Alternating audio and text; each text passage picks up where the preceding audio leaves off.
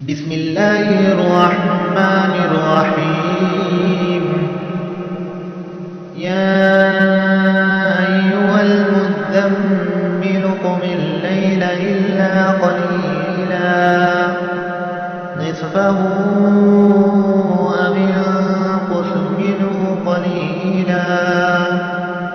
أو زد عليه ورتل القرآن ترتيلا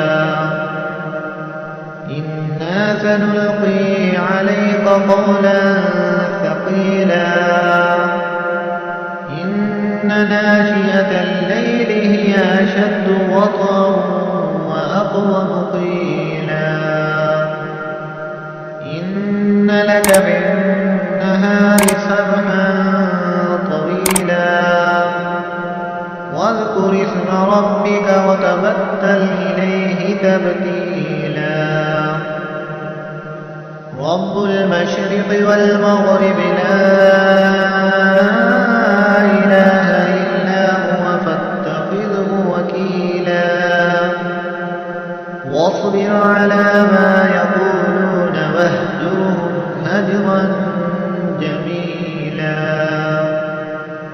وذرني والمكذبين أولي النعمة ومهلهم قليلا إن لدينا أنكالا وجحيما وطعاما ذا غصة وعذابا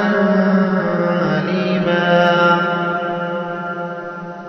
يوم ترجف الأرض والجبال وكانت الجبال كثيبا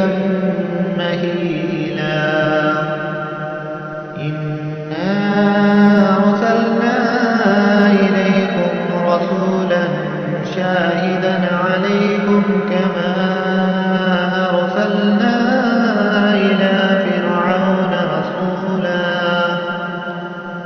فعصى فرعون الرسول فأخذناه أخذا وبيلا فكيف تتقون إن كفرتم يوما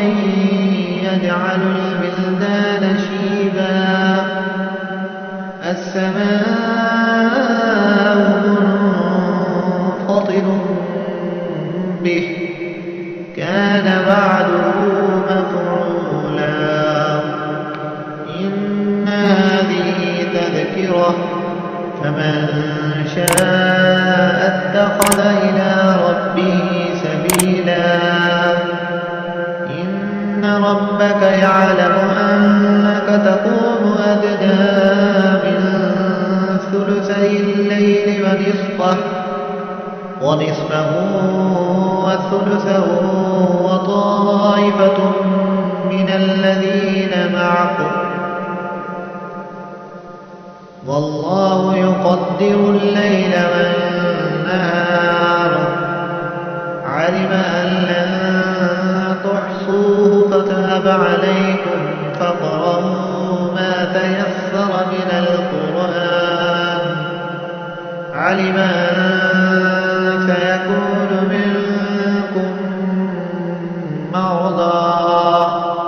وآخرون يضربون في الأرض يبتغون من فضل الله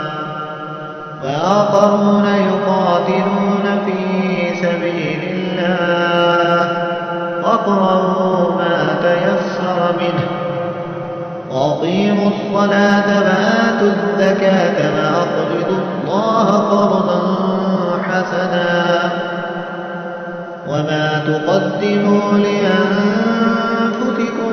من خير تجدوه عند الله